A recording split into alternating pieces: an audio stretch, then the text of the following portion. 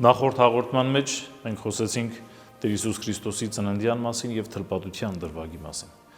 Այս երկու գործողությունների միջակայքում Ղուկաս ավետարանիչը երկրորդ գլխի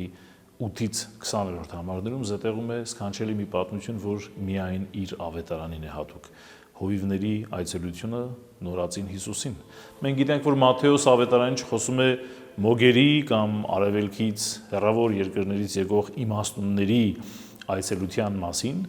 ի տարբերություն Ղուկասի, բայց Ղուկասը հովիվների այցելության մասին է նշում։ Եվ մեկնաբանները միշտ ասում են, որ շատ ավելի ուշ շրջանում է տեղի ունեցել իմաստունների կամ մոգերի այցելությունը, որովհետև հակառակ դեպքում նրանց այցելությունից հետո ստացված նվերները, իրենց պարգևները ունենալով Մարիամը եւ Հովսեփը ստիպված չէին լինի ամենապարզ ընծան մատուցել, որովհետև ընծա էր բերվում գառնուկը որպես փրկագին կամ հետգնման վճար, իսկ եթե չունեին, դրա փոխարեն կարող էին աղավնու երկու ձակ կամ մեկ զույգ տատրակ նվիրաբերել, ինչպես որ վարվում են Մարիամն ու Հովսեփը։ Հետևաբար մոգերի այցելությունը ավելի ուշ է տեղի ունեցել, մինչ այդ հովիվների այցելությունն է, որ Ղուկաս ավետարանիչն է ներկայացնում։ Ղուկասն ասում է, որ այդ շրջանում հովիվներ կային, որոնք բացօթյա բնակություն էին հաստատել եւ գիշերով իրենց հոտերի պահպանությունն էին անում։ Եվ հանկարծակի նրանց է հայտնվում հրեշտակը եւ տիրոջ փառքը ծագում է նրանց շուրջը եւ նրանք հովիվները սաստիկ վախենում են։ Շատ հստակ եւ հատուկ է Ղուկաս ավետարանիչը այս հանգամանքները շեշտում, խոսում է հրեշտակի հայտնության մասին, որի անունը չի տրվում, բայց շատ մեկնիչներ եւ շատ հայրեր կարծում են, որ վերստին Գաբրիել հրեշտակն է հավանաբար հայտնվել եւ բացի հրեշտակի հայտնվելուց շեշտվում է նաեւ տիրոջ փառքի ծագման հանգամանքը, այն որ այդ հրեշտակի հայտնությամբ Աստուծո ներկայությունն է հայտնվում այս հովիվներին, որովհետեւ մենք գիտենք, որ հրեշտակները իրենք падգամաբերներ են, որոնք իրենք իրենցից իշխանություն չունեն, որոնք ինչպես որ քրիստոնեական ավանդությունն ու հայրաբանական գրականությունն է մեզ ներկայացնում, ինքնակամ հրաժարվել էին իրենց սեփական կամքից եւ իրենց կատարյալ հնազանդության մեջ էին դրել Տիրոջը։ Ուրեմն այս հրեշտակի հայտնությամբ ծագում է նաեւ Տիրոջ փառքը, որը որ վախի, զարմանքի ու զարհուրանքի զգացողություն է առաջ բերում այս հովիվների շրջանում։ Եվ ապա հրեշտակը խոսում է եւ 10 ու 11-րդ համարներում շատ հստակ կերպով ասվում է. մի վախեցեք, որովհետեւ ձեզ մեծ ուրախություն պիտի ավետեմ, որ ամբողջ ժողովրդինը կլինի։ Որովհետեւ այսօր Դավթի քաղաքում ձեզ համար մի փրկիչ ծնվեց, որ օծյալ Տերն է։ Ուրեմն վերստին տեսնում ենք հրեշտակի, որը երկու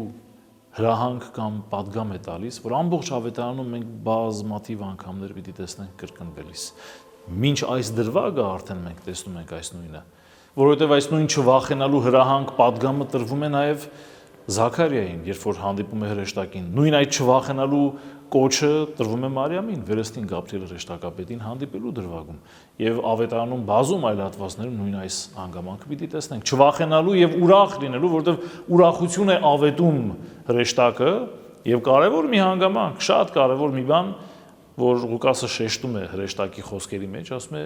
ուրախություն, որը որ ամբողջ ժողովրդինը կլինի,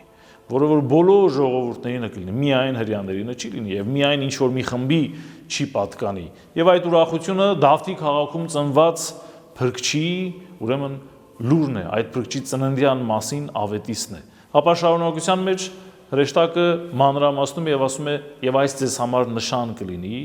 խանձարուրով փաթաթված եւ մսուրի մեջ դրված մի մանուկ կգտնեք»։ Ուրեմն մարգարեացում կամ հստակ նշանների տրամադրում, որով հովիվները պիտի կարողանային գտնել մանուկ Հիսուսին։ Կարևոր եմ համարում շեշտել, որ հովիվների վերաբերյալ կամ հովիվների հանդեպ նրանց նկատմամբ իրարամերժ ուրեմն մոտեցում կար հասարակության մեջ։ Մի կողմից հովիվները համարվում էին մարդիկ, ովքեր որ իրենց կյանքը նվիրել են ծառայության, ովքեր որ իրենց հոտերն են արածեցնում, որովհետև նույն այս հովիվները պատրաստում էին, խնամում էին, պահում էին, պահպանում էին այն գառնուկներին, որոնք որ պիտի զոհաբերվեին տաճարում, որոնք որ իրենց կյանքի, իրենց ծիսակրոնական կյանքի առանցքն էին կազմում, այդ զոհաբերություններով էր, որ իրենք ապրում էին եւ շնչում, իրենց աղոթքի կենտրոնը սա էր։ Մյուս կողմից նույն այս հովիվները շատ անգամ անտեսվում էին ժողովրդի կողմից։ Օրինակ այդ հովիվներին շատ անգամ նույնիսկ դատերի ժամանակ խոսք չէր հասնում, որովհետև չէին վստահում հովիվներին, կարծում էին, որ նրանք կարող են խաբել կամ իրենց ցանկալի կերպով ներկայացնել։ Ուրեմն իրարամերժ հակասական մոտեցումներ կային հովիվների հանդեպ, բայց մեծ հաշվով ովքեր էին հովիվները, պարզ մարդիկ, որքան էլ որ Դավիթ մարգարեն եւս հովիվ էր եւ մենք այդպես բարձր վսեմ ընկալում ունենք հովվական առաքելության մասին, որքան էլ որ Տեր Հիսուս Քրիստոս ինքը շատ անգամ պատկերների մեջ ներկայանում է իբրև քաջ հովիվ, որ գառնուկն առել է իր ուսերին եւ տանում է դեպի փրկություն, դեպի ապահով նավահանգիստ, այսպես ասենք, անկախ այս ամենից հովիվները մարդիկ էին, ովքեր չարքաշ կյանքով են ապրում, ովքեր գիշեր ու զոր քուն չունեին, իրենց կյանքը զոհաբերում էին հանուն այդ գառնուկների։ Հովիվները մարդիկ էին, ովքեր որ նույնիսկ օրենքը պահելու մեծ հնարավորություն չունեին, եւ շատ փարիսեցիներ ու քահանայական, ուրեմն պաշտոն ունեցողներ, կրոնաքաղաքական, այսպես ասենք, դերակատարներ, փարիսեցիներ, օրենսգետներ, դպիրներ քամահրանքով էին նայում հովիվներին, որովհետև սրանք օրինակի համար չէին կարող պահել լվացման օրենքը կամ կարգը, որը որ ծիսական բնույթ ուներ եւ իրենց հարմար չէր լինելու սարերում, դաշտերում, լեռների մեջ, ամենատարբեր ամայի վայրերում լվացման ծիսակարգ պահել կամ կրոնական այլ օրենքներ։ Ուրեմն սա կարևոր է հասկանալ, որ ում է տրվում այս ավետիսը։ Առաջնահերթ ում է տրվում Տեր Հիսուս Քրիստոսի ծննդյան մասին ավետիսը։ Արդյոք այն քահանաներին կամ կրոնական գործիչներին կամ իշխանավորներին, ովքեր որ ապրում էին փառավոր կյանքով, թե պարզ մարդկանց, ովքեր նույնիսկ քամահրանքի էին արժանանում շատ անգամ, ում որ վկայությունը, ասում եմ, դատի ժամանակ հաշվի չէր առնվում։ Ուրեմն այս հովիվներին է որ տրվում է ավետիսը, եւ ապա հրեշտակը մանրամասնում է ու ասում է, որ կգտնեք խանձարով փաթաթված եւ մսուրի մեջ դրված մի մանկան։ Ապա Ղուկասը շատ խորհրդավոր կերպով այս իրադարձությունը ինքը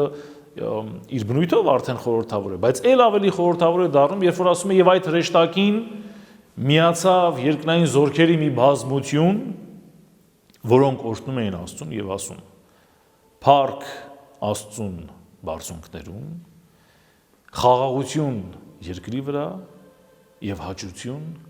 մարդկանց մեջ։ Փառք ի բարձունս Աստուծո եւ երկիր խաղաղություն ի մարդիկ հաճություն։ Այս խոսքերը, այս հատվածները քրիստոնեական եկեղեցու հիմներքերի մեջ են կիրառվում եւ մենք էլ ամեն օր ամեն Աստուծո առավոտյան ժամերգության ժամանակ փառք ի բարձունս օրհներգությունն ենք երգում։ Ուրեմն հրեշտակները, ասում է, զորությունների մի մեծ բազմություն հայտնվում են եւ փառաբանում են Աստծուն։ Հերիք չէր Գաբրիել հրեշտակապ, ասում են Գաբրիել հրեշտակապետը, բայց ամեն դեպքում ով է լիներ, հերիք չէր մի հրեշտակ հայտնվել է Աստուծո փառքը ծագել է եւ այս հովիվները զարմանքի նաեւ վախի մեջ են, որովհետեւ աստվածային ներկայություն ունեն, այսքանը դեռ բավական չէ, ուրեմն սրանց միանում է երկնային զորքերի մի մեծ բազմություն եւ սկսում են օրհներգել։ Հետաքրքիր է, որ երգել բառը չկա ավետարանի մեջ, բայց հիմա երբ որ ես խոսում եմ նույնիսկ այս պահին իմ մտքով երգն է անցնում հունարենի մեջ էլ, աշխարհաբար, գրաբար մեր թարգմանությունների մեջ էլ երգ բառը չկա, ասում է, որ օրհնում էին Աստծուն։ Բայց այս օրհնությունը խորապես մեր մեջ ընկալվում է իբրև երգեցողություն, ինչպես որ մենք անում ենք ամեն օր, ինչպես որ ասացի, փառք ի բարձունս Աստուծո օրհներգությունը յուրաքանչյուր առավոտյան ժամերգության ժամանակ շատ խորհրդավոր եւ շատ ներկայանալի կերպով իրականացնելով։ Ապա այս օրհներգությունից անմիջապես հետո Ղուկասն ասում է, որ երբ հրեշտակները նրանցից հեռացան, դեպի երկինք բարձրացան, հովիվները միմյանց ասացին, որ եկեք գնանք Բեթխեհեմ, այստեղ էլ հետաքրքիր է, որովհետև բառացիորեն Բեթխեհեմ բառը չէր ասվել հրեշտակների կողմից, ասվել էր, որ հրեշտակի կողմից, ասվել էր, որ Դավթի քաղաքում այսօր ձեզ համար մի մեծ փրկիչ պիտի ծնվի, որ օծյալ Տերն է, բայց հովիվները հասկացել էին, որ քաղաքը Բեթխեհեմն է, որովհետև Երուսաղեմի տարածքում էին իրենք, մոտակայքում էին գտնվում եւ Բեթխեհեմն էլ իրենց համար հայտնի քաղաք էր, գիտեին, որ Դավթի քաղաքը Բեթխեհեմն է։ Միմյանց հետ խոսում են եւ ասում են եկեք գնանք Բեթխեհեմ, որպեսզի տեսնենք թե ինչ էր մեզ այս ասվածը։ Եվ ապա Ղուկասը վերստին իրեն հատուկ Սովորության համաձայն շեշտում է գործողության նկարագիրն է ցույց տալիս, ասում է շտապով ելան ու գնացին եւ գտան Մարիամին ու Հովսեփին եւ խանձարուրով փաթաթված ու մսրու մեջ դրված մանկանը։ Եվ շատ կարևոր է, ինձ համար գոնե շատ կարևոր 17-րդ համարի մեջ ասված մի պարզ բառ, ասում է ճանաչեցին նրան, ճանաչեցին Հիսուսին։ Այն խոսքերի համաձայն, որ ասված էր մանկան մասին, ճանաչեցին։ Եվ բոլորը զարմանում էին, Ղուկաս Ավետարանիչն ասում է, բոլորը զարմանում էին այն խոսքերի վրա, որ այս հովիվները պատմում էին եւ ասում էին։ Եվ ապա մեկ այլ խորհրդավոր հատված վերստին Ղուկաս Ավետարանչի կողմից ներկայացվող, որին նախորդիվ անդրադառնալու առիթ ունեցել ենք մեկ այլ դրվագում, ասում է, որ այս ամենը Մարիամը իր ներսում էր պահում եւ իր սրտում